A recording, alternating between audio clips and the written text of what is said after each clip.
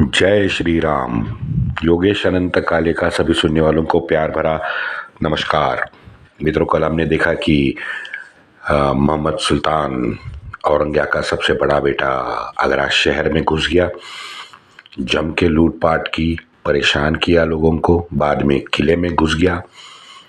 उसके बाद औरंगजेब आया। 8 जून को औरंगजेब ने अपने बाप से मुलाकात की और 8 जून के बाद में एक किले का जो भाग था जहां शाहजहां को नजरबंद किया था, वो पूरा का पूरा किले पे, उस भाग पे किले के मोहम्मद सुल्तान के नेतृत्व में उसने पहारा बिठा दिया।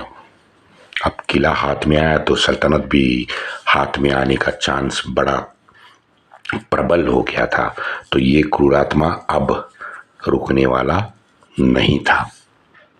तुरंत उसने दारा के पीछे फौज लगा दी और दारा पे बहुत हास्यास्पद आरोप कर दिया कि दारा ने सल्तनत से गद्दारी की, खजाना लूटा, दिल्ली वासियों से नाजायज कर वसूला। अब मजाक देखो भाई, अगर यही पैमाना है तो मोहम्मद कासिम से लेके खुद औरंगजेब तक सब दोषी होने चाहिए। वैसे ये काफी खान ने एक पुस्तक लिखी है, मुंतखाबुल लुबाब। उसमें काफी खान ने लिखा है कि दारा ने भी सबको जम के लूटा है, जहां मिला वहां दारा ने हाथ मारा है। वो तो फितरत है उनकी। औरंगजेब ने अपने बाप के साथ पूरी तरह से वार्तालाप आगरे के किले में बंद कर दिया और उसके बाद शाहजहां ने काबुल में एक गुप्त पत्र भेजा महाबत खान को, जो पत्र आज उपलब्ध है। वहां उसने दारा को पूरी तरह से मदद करने के लिए रिक्वेस्ट की है। अब औरंगजेब जिसके साथ हाथ मिला के आगरा पहुंचा था, उसका भाई मुराद बख्श, ये मुराद बख्श था मथुरा के पास।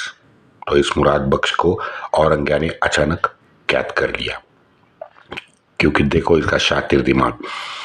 ये आगरा के पूरे घमासान में औरंगजेब ने अब तक मुराद को ऊंचे ऊंचे तोहफे दे के, मीठी बातें करके आगरा से दूर ही मथुरा में रखा था और वहीं मथुरा में उसको पकड़ लिया गया।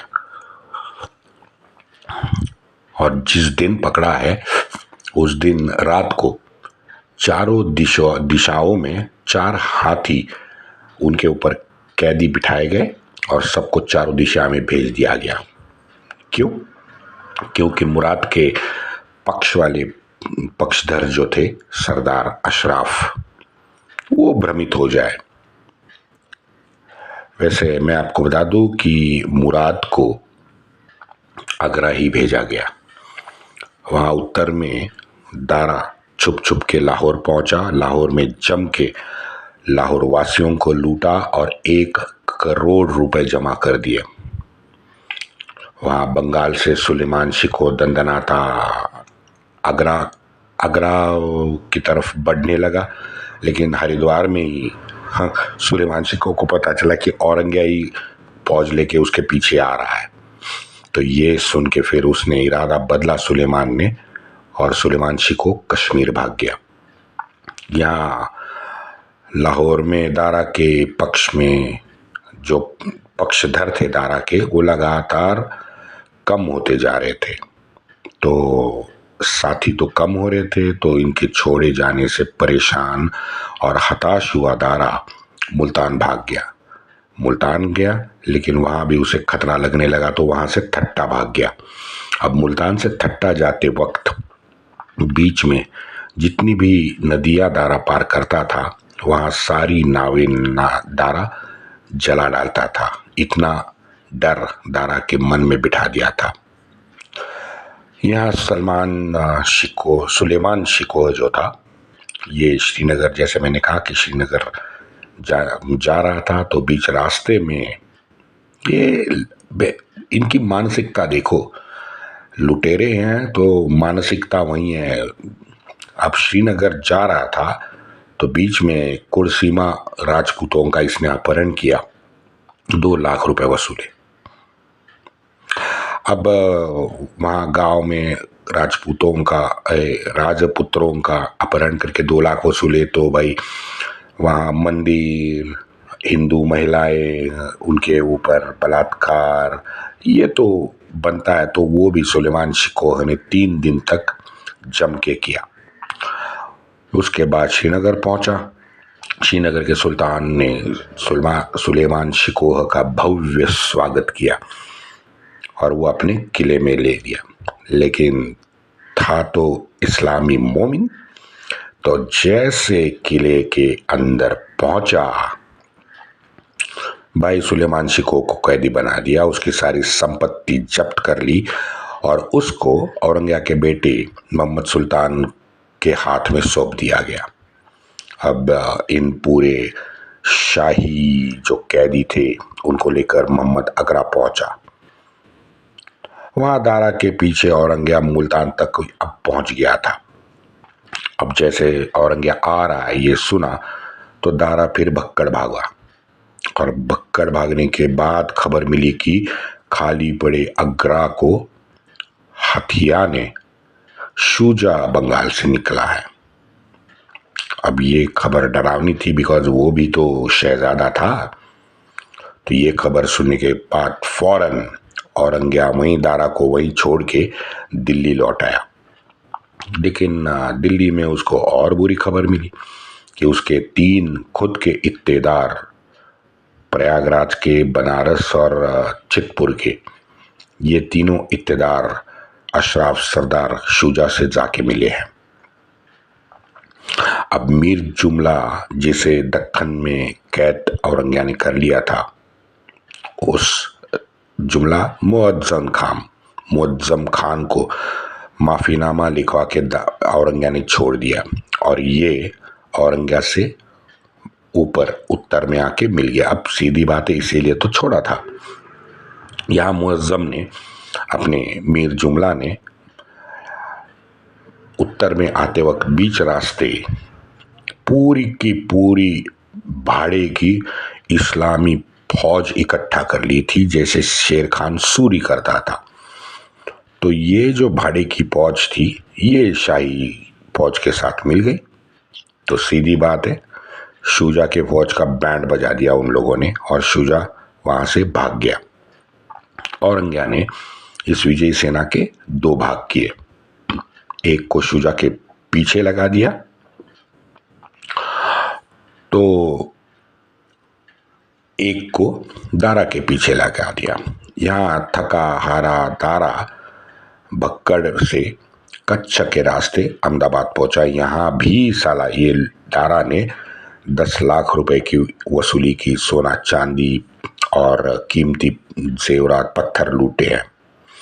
और उसके जो लुटेरे साथीदार थे दारा के साथ में, उन्होंने खंबायत, सूरत और बड़ोच में भी जम के लूटा है।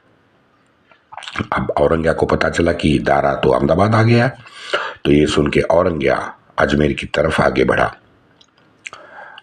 अब औरंगजेब आगे बढ़ा तो जोधपुर के राजा जसवंत सिंह से दारा ने प्रार्थना की मदद करे, लेकिन उन्होंने मदद करने से साफ इनकार कर दिया।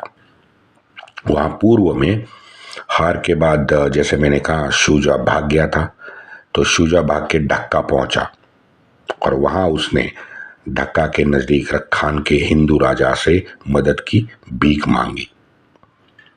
और वहीं रखान में उसे 1660 में एक भिक्खु संत ने काट डाला। और यहाँ पश्चिम में अहमदाबाद में दारा को किसी एक ने भी सहायता नहीं की, तो ये नसीब का मारा फिर एक बार कच्छ होते हुए भक्कड़ भाग गया। यहाँ बीच रास्ते एक कबीले में वो रुका था, दारा और उसका बेटा। कबीले वाले सरदार का नाम था, अब मेरे दिमाग से निकल गया सरदार का, मैं बताता हूँ, मलिक जीवन। इस मलिक जीवन ने दारा को कैद कर लिया और पैसे के बदले दारा को औरंगजेब की फौज को सौंप दिया। जंजीर से जकड़े हाथी के पीछे इन शाही कैदियों को दारा और उसके बेटे को लगा के पूरी दिल्ली में घुमाया गया और उसके बाद दारा को अपार टॉर्चर करने के बाद काटा गया और हुमायूं के कब्र के पास से उसको दफनाया गया। आगरा के लाल किले से ये बुढ़ा शाहजहां खत पे खत लिख रहा था, लेकिन कहते हैं ना भाई, जैसी करनी वैसी भरनी, तो वो भर रहा था। मुझे इवन ये इतना बुढ़ा हताश हो गया था शाहजहां की, औरंगजेब का दिल जीतने के लिए शाहजहां ने, दारा ने उसके पास खुद की रखी 27 लाख रुपए की संपत्ति औरंगजेब को भेंट कर दी। बताइए, दिल जीतने के लिए, लेकिन कुछ फायदा नहीं हुआ। जनवरी 22, 1666 में ये बुढ़ा शाहजहां ठरकी मर गया। सीधी बात है भाई, जो अपने बाप का नहीं हुआ वो बेटे का कहां से होगा।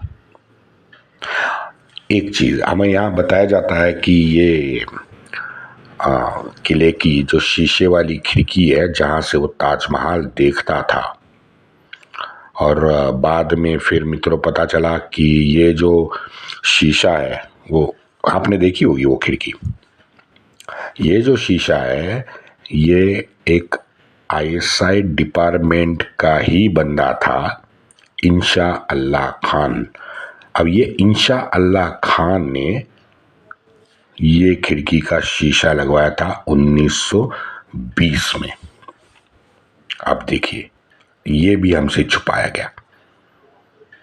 दूसरा, जैसे मैंने पहले बताया था कि ये चाटुकार राज दरबारी मुल्ला अब्दुल हमीद लाहौरी, इसने लिखी है बादशाह नामा।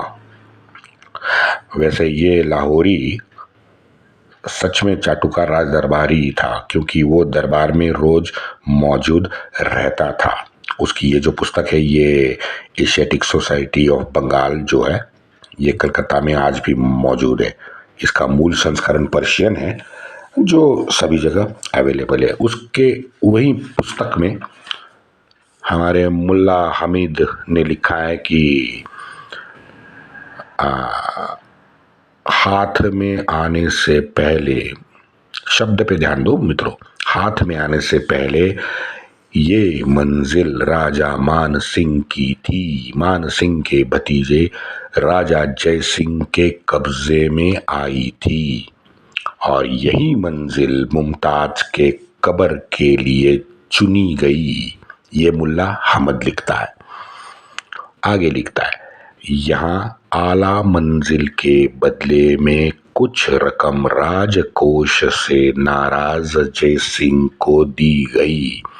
शब्द पे ध्यान दीजिए मित्रों, आला मंजिल के बदले में कुछ रकम राजकोष से नाराज जय सिंह को दी गई। हालांकि इस मंजिल को ये मोमिनों की मंजिल बनाने से वो बहुत नाराज था, लेकिन हमारे पुरुषोत्तम ओकसर जो है, ये इस घटना को आंखों में धूल झोंकना मानते हैं, क्योंकि वो मानते हैं कि ये सब राज दरबारी ये बहुत सारी झूठी और गढ़ी हुई घटनाएं लिखने की उनकी आदत है।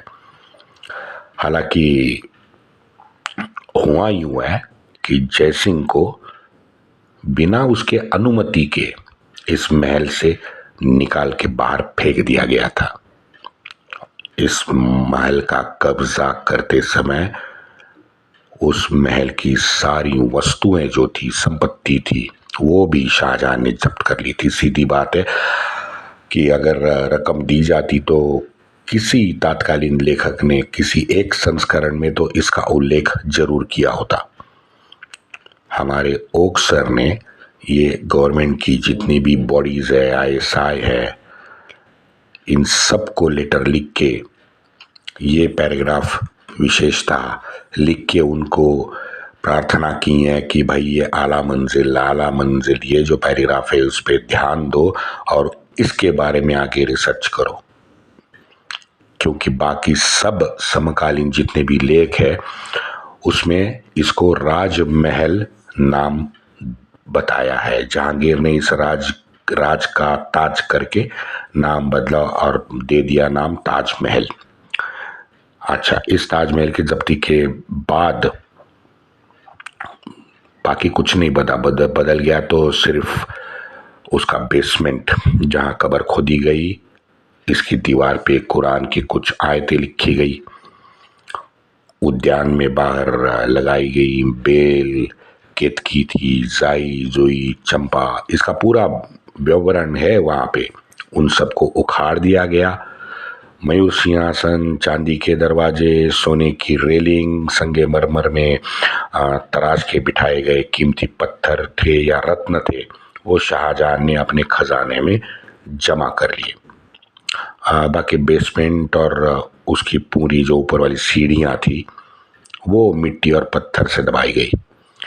इसके लिए आज भी मित्रों, आज भी हम वहां महल में कहीं भी आप देखो, ऊपर की नक्काशी वगैरह जो है वो हिंदू पद्धति की है, वहां पे आपको आज भी नजर आती है। क्यों? यही वजह है कि बेसमेंट आज पूरी तरह आज बंद है, जो हमें दिखता भी है। पता नहीं ये हमारे कोर्ट के लोग हैं, ये हमारी सरकारें हैं, ये इसे खोलने से इतनी डरती क्यों है। कुछ पुस्तक है मित्रों जिसमें इस वास्तु का वास्तुकार कोई मोरक्कन, कोई इराकी, फ्रेंच, इटालियन, ऐसे कुछ नाम उन्होंने दिए, लेकिन अपना जो ये मुल्ला अहमद है राज दरबारी, उसके बादशाहनामा में इसने ये चारों में से किसी का भी नाम नहीं लिया है ना हैरानी की बात, सोचने वाली बात है। जो रोज राज दरबार में बैठता था वो मुल्ला अपनी पुस्तक में इसके बारे में कुछ नहीं लिख रहा है। मित्रों, मैं स्वयं 2 बार वहां मकबरे में गया हूं। मुझे व्यक्तिशः तो मुझे भी ऐसे लगता है कि मूल वास्तु में बदलाव करने की ना इन दरिंदे लुटेरे ना मोमिनों में बुद्धि थी ना हिम्मत थी। तो ये जो बाग बगीचा उसकी जिस तरह से रचना की गई है, तो मुझे ये निश्चित लगता है कि इसकी बाग बगीचे की जो रचना ये यूरोपियन ने किसी ने की होगी, या फ्रेंचमन वो ऑस्टिन डोरबॉक्स होगा, या इटालियन जेरनीमो वेरिनीमो होगा। ये दोनों में से हो सकते हैं, बिकॉज आज भी हम जैसे यूरोप में बगीचे देखते हैं ना, उसी तरह की बनावट इस बगीचे की है। इतना तो निश्चित है मित्रों कि इन नशेड़ी अल्लाह के जो मुजाहिद है, उनकी कल्पना से ये सब परे था। अब जिसके दिमाग में सिर्फ अय्याशी, लूट भरी हो, दौलत भरी हो, महिलाओं, बच्चों, जिसके दिमाग में ये कूड़ा भरा है ना, उसके दिमाग में सृजनशीलता आ ही नहीं सकती। ये पक्का है, आ ही नहीं सकती। और इन दरिंदों को हमारे ये वामपंथी भांड कथाकार जो हैं, ये महिमा मंडन करते फिरते हैं। ये पता नहीं ये क्यों ऐसा करते हैं। इतनी हिंदू द्वेष इतना क्यों है इनके मन में, मुझे आज तक पता नहीं चला। क्योंकि आज भी मुझे नहीं मालूम भाई कि हिंदुओं ने आपका क्या बिगाड़ा है। फिर से लौटते हैं हमारे मुल्ला पे, मुल्ला हमीद लाहौरी। मुल्ला हमीद ने इस हिंदू महल की मरम्मत का खर्चा 50 लाख रुपए ये स्वच्छ तौर पे लिखा है। अब ये बाकी के करोड़ बिरोड़ वो ये सब आंकड़े बकवास लगते हैं, लेकिन भाई 50 लाख मित्रों पॉसिबल है, क्योंकि बेसमेंट को पूरी तरह से दबाना, कब्र बनाना, पहले कब्र बाहर थी फिर अंदर गई, उस पे कुरान की आयतें लिखना, बाग बगीचा का निर्माण, तो पता नहीं कदा हो सकता है। और याद रहे ये जो सब खर्चा है ना, ये जो कर रहा था, वहाँ उस वक्त ज़्यादातर हिंदुस्तानी गरीब हमारी जनता भूखे नंगे पेट दर दर गांव गांव में भटक रही थी, क्योंकि भयंकर अकाल वहां पे पड़ा था।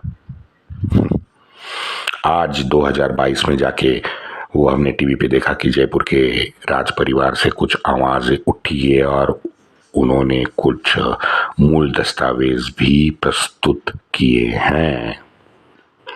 भाई ये सब सुन के मेरी भांडों से रिक्वेस्ट है कि अब तो मान लो यार कि ये वास्तु असल में हिंदू महल ही था और बलपूर्वक इसको कब्जे में ले गया, जैसे पूरे हिंदुस्तान में 40,000 मंदिर जब्त करके अपने कब्जे में ले लिए थे। वैसे यहाँ एक ओक सर ने अपनी एक घटना लिखी है कि नवंबर 1986 में एक इतिहास पर कॉन्फ्रेंस का आयोजन किया था, जहां भारतीय साहित्यकार संघ ने इसको ऑर्गेनाइज किया था। तो ओक सर वहां गए थे, तो इस विषय को फिर से एक बार स्पष्ट तौर पे उन्होंने उछाला है। लेकिन दुर्भाग्य है कि शासकीय अधिकारी, वामपंथी कथाकार वहां जो बैठे थे वो पूरी तरह से बौखला गए। उसमें से एक डॉक्टर श्रीवास्तव थे, उन्होंने ओक सर की ये पूरा संबोधन सुना और उसके बाद ओक सर ने जो संशोधन किया था उस लेख को नकार दिया गया। दावा किया कि भाई उन्होंने भी मूल पर्शियन बादशाहनामा देखा है, पढ़ा है। हाँ, श्रीवास्तव ने, ओक सर कहते हैं कि श्रीवास्तव जी ने एक बात मानी कि ये जयसिंह से खरीदा हुआ ये महल था। ये बात उन्होंने कह दी कि ये भाई मेरे दिमाग से ये छूट गई थी, बात छूट गई थी। देखो, चलो, वंदे मातरम।